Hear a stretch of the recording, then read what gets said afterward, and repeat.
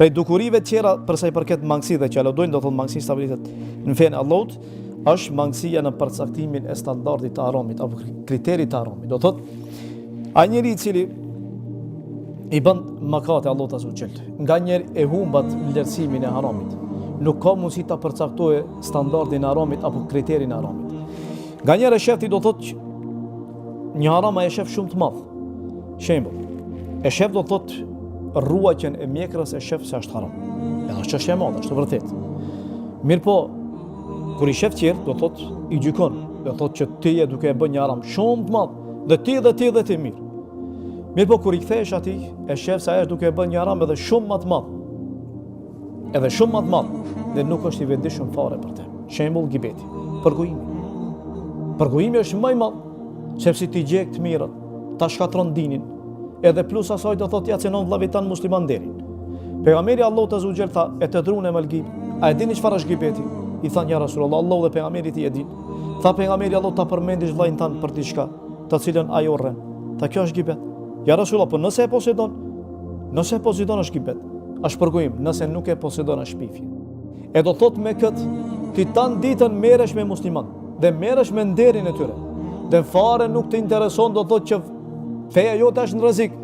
Kurse kur është në pyetje për çetrin kur e sheh pa mjekër, ose shet se pamja jashtë me ti nuk është i kapur për fenë Allahut, e gjykon. Edhe gjykimi jot është shumë i ashpër. Mirë po kur është në pyetje vetja jote nuk e gjykon ashtu. Me veten ke kujdes.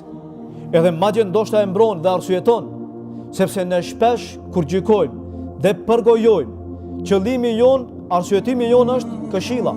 Dhe do thot ja veshmi do thot gibetit ose përgojimin petkën e nasihatit, petkën e të këshilluarit, edhe pse realiteti është diçka krejtësisht tjetër. Më e keqja prej dukurive që ka qenë e mërshme dhe e tashme, është përgojimi i xhallarëve, i dietarëve, i thërzve, i ulemave. Merren me ta, ky kështu, ky ashtu, ai kështu dhe ky kështu. Dhe çfarë bëjnë? E harrojnë do thotë që kjo ka për të kështu. Pse? Sepse pejgamberi Allahu azza wa jalla tha men adali waliyan fakat adantu bi harb. Do thotë është hadith kuçi. Hadith i shenjtë që pejgamberi Allahu të transmeton prej Allahut azza wa jalla se kush marrëmecon një veli, një mik timin, unë i shpalli atë luftë. E tash paramendoj që qet një prej atyre të cilët ti e merr dhe e bën gibet dhe e përgojon, qet do thotë prej miqve të Allahut azza wa jalla. Ti i ke shpall kujt luftë Allahut azza wa jalla. Ti i ke shpall luftë do thotë Allahut azza wa jalla. E a ka mundësi që një krijesë të shpallë krijuesit të tij luftë, ase se jo. Do të dështon. E pejgamberi Allahu azza wa jalla për me ta bën me dije, ma qartë, me një hadith që e kemi dëgjuar gjithë. Ku thot pejgamberi sallallahu alaihi wasallam sahabëve i pyet dhe i thot a e dini se kush është i falimentuar i bankrutuar ditën e Kiametit? Thonë ja Rasulullah, dunjë i cili nuk ka dinar dhe dirhem, ai llogaritet i falimentuar. Pejgamberi Allahu thot se ditën e Kiametit i falimentuar është ai i cili vije nga ummeti im, edhe vije me namaz. Dëgjoni mirë, vije me namaz. Dhe vije thot pejgamberi Allahu azza wa jall vije me agjërim.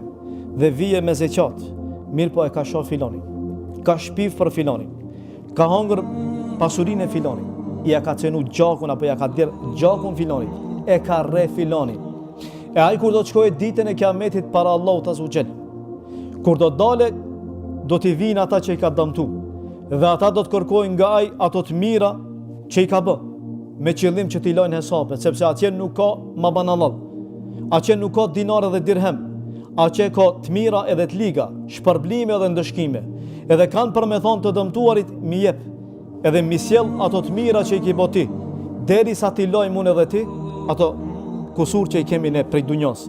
E nëse ai ja jep filonit dhe i argjon gjitha ato, atëri i merrin gjunohat e atyre të dëmtuarve dhe i hedhen mbi shpinën e atij i cili dëmtoi, edhe kështu do të hedhet xhenemin e Allahut azza wa jall.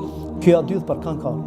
Ky hadith ka ardhur për ata që falen, dhe që agjërojnë, dhe që shkojnë në hax, dhe që shkojnë në umre, dhe që bëjnë vepra të mira. Mirë po është problemi se e ka shoh filonin, e ka përgoju filonin, ka bardh fjalë për filonin, e ka dëmtu filonin, ja ka cenu nderin filonin, dhe gjakun filonit e kështu me radhë, deri kur? Derisa e ka shkatru do thot fenë e tij. Do thot që gjitha ato adhurime që i ka bë, ditën e Kiametit do thot do t'i shkojnë do thot bosh. Kjo është problemi, kjo është brenga jonë. Dhe kjo aludon se ti si personalitet je i mangët. Këtu është problemi. Udhëzimi jot është i mangët. Udhëzimi shtohet edhe paksohet. Mos mendo që tash je udhëzuar dhe ke përmend xhenetin e Allahut. Udhëzimi është rrugë e gjatë. Me shtimin e imanit shtohet edhe udhëzimi jot ka nevojë për dije, ka nevojë për edukat, ka nevojë për ndeja, ka nevojë do thot për kapje të fesë, kështu me radhë. Rruga është shumë e gjatë. Mirë po kjo hadith na paralajmëron dhe na kërcënon dhe besimtarin e bën që të frigohet se ditën e kiametit kur do dalë para Allahut s'ka më gjetë kur gjë.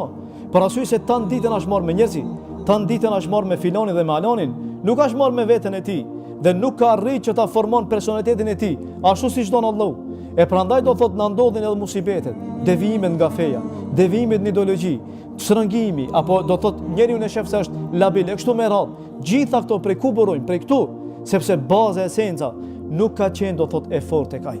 E besimtari duhet do ta kupton këtë realitet se duhet baza, burimi, esenca e tij që të burojë do thot prej bazës edhe që do thot e fortë, edhe do të thesa ashtu do të në rrugën e Allahut azza wa jall.